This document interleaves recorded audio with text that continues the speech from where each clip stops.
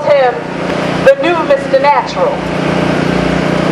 My Generation magazine dubbed him one of the top health gurus in the United States. For over 3 decades, Gary Null has been one of the foremost advocates of alternative medicine and natural healing. A multi-award-winning journalist and New York Times best-selling author, Dr. Null has written over 70 books on nutrition, self-empowerment, and public health issues, including his most recent, Power Aging. He's a syndicated public radio show host. Natural Living with Gary Null earned 21 Silver Microphone Awards and is the longest-running, continuously aired health program in America.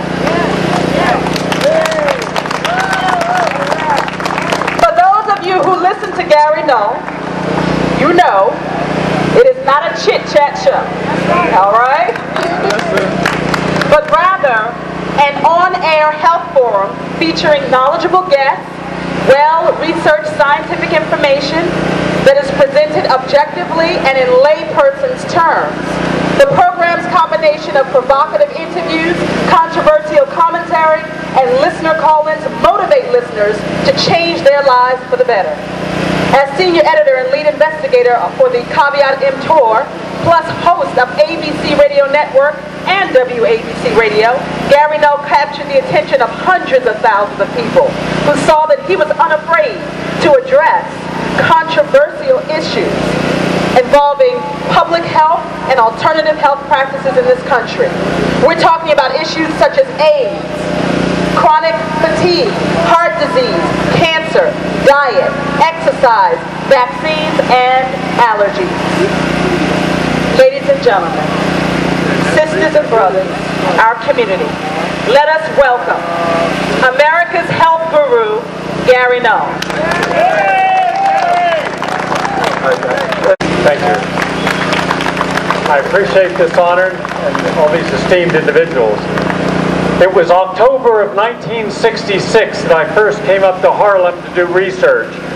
I was a researcher on a book that would become the first book of its kind. It was called Black Hollywood, the history of the African-American experience in film. I spent 6 years at the County Colin and the Schoenberg collection every day. I then did a book called Black Geniuses, because I wanted people to know that without the African-American ingenuity, creativity, and dynamic human spirit, all the rest of society would have suffered from not having blood plasma to the traffic light. That light on every corner that prevents an accident was created by an African-American. There were 500 of the greatest creations ever done by one man alone. We say Thomas Edison was the greatest genius. I say not true. I say it was George Washington Carver. In fact, it was not Edison who created the incandescent light. It was Lewis Latimer that he bought that right and brought him on. Edison was smart. He'd just go hire other geniuses to make his own look better. 1,333 of the greatest inventions ever created were done by African Americans. And what makes it unique is to consider many of those African Americans were slaves. They had no money, no freedoms, no resources except the human spirit. So that tells you without Prozac, without Zoloft, without anything else, they got through it. So never let it be said that you don't have enough already to do everything you need to do, and that no matter what anyone takes away from you, they'll never take anything away so essential you cannot be everything you need to be at all times in every moment of your life. So I believe that there is one spirit that we're all connected with. I don't believe there's 25,000 gods or goddesses. I believe there's one supreme being, and we are all here as a part of the caretaking that we can do the best we can in this life. So I am in awe of the people who have done so much that you all have all done, and all of you. Now, I will be starting in about 1 month a health renaissance in Harlem. The gentleman who'll be helping with that has been working with me for a long time, John Coombe, he's right here. And we will be giving free health classes every month for 1 year. And the goal is to turn the health of Harlem around. The next time someone tells you that African Americans are genetically predisposed to high blood pressure, that is not true. They are no more disposed to anything than anyone else. We simply have to recondition our minds about what should go into our body. If everyone had a juice like this gentleman right here and understood what the power of the rejuvenation of the cells, we wouldn't have disease and we would be well. So we need to do this, we need to share this. So we're going to start, we're going to do it. Alright? And I'll be up here every month, working every day for everyone. And in my book, by the way, I've counseled 67,000 patients. I've never charged a penny. Not 1 cent to any human beings. Nobody can say they're too poor to get help. And that's what we'll be doing here. So I want to thank you all for coming out and this esteemed group. I'm going to go now do a talk and show a film. And I brought 4 films, so I guess you'll decide which of those 4 documentaries you want to see. Thank you all very much. Thank you, Gary. Dr. Ben Jochannan was born on December 31st, 1918 in Ganda, Ethiopia.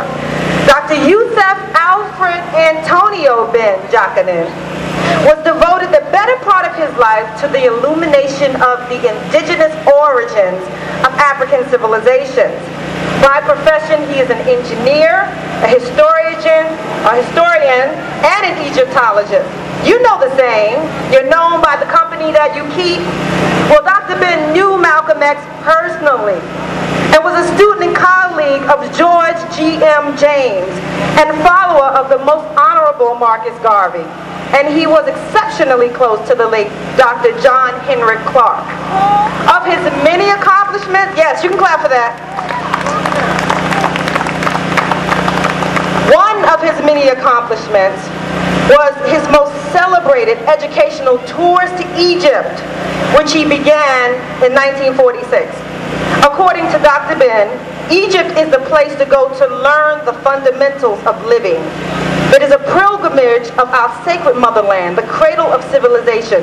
And yes, y'all, Egypt is in Africa. Dr. Ben tours included the massive rock-hewn temples of King Ramses II and Queen Nefertari of Abu Simbel, the temple of the goddess Isis, the royal tombs of the Valley of the Kings and the West Bank mortuary temples of Ramses II and III of Luxor, the temple of the goddess Hor of Dendera, the Sphinx, and the magic pyramids, the step pyramid designs by the multi-genius Imhotep at Saqqara, and the Egyptian Museum, Cairo. Every African should try to visit Egypt at least once during their lifetime. Unfortunately, I was not able to do that with Dr. Ben when he was taking those trips, but we all should find our journey there. Dr. Ben aided thousands of Africans in that journey. While now advanced in his years, Dr. Ben continues to wield tremendous influence on African studies. A master's degree in architectural engineering from the University of Havana, Cuba. He received doctoral degrees in cultural anthropology, yes, and Moorish history from the University of Havana and the University of Barcelona, Spain. This man is a world phenomenon. Formerly adjunct professor at Cornell University's Africana Studies Department, Dr. Ben Jochannan has also been a professor at large at the University of Cairo. He has written over 49 books, including The Black Clergy Without a Black Theology, The Need for a Black Bible, Black Man of the Nile, and His Family. Elder Dr. Yusuf Ben Jochannan, we honor you for your work, your sacrifice, your dedication, and your devotion on behalf of all the African peoples of the world. We say aSHe.